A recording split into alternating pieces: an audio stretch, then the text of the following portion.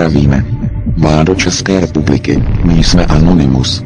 Věříme, že jste o nás již slyšeli a ještě uslyšíte. Nejsme žádná skupina teroristů a hackerů, jak si možná myslíte.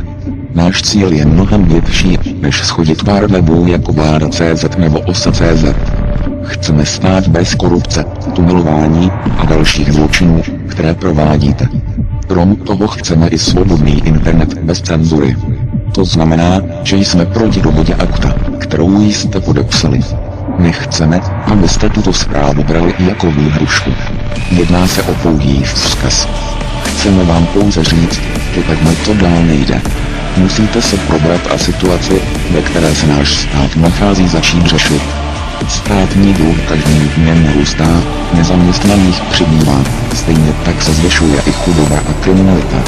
Lidé nejsou hloupí a jednoho dne už toho začnou mít dost, stejně tak, jako my, a potom dojde i na vás. My jsme Anonymous. Jsme legie. Neodpouštíme. Nezapomínáme. Očekávejte nás.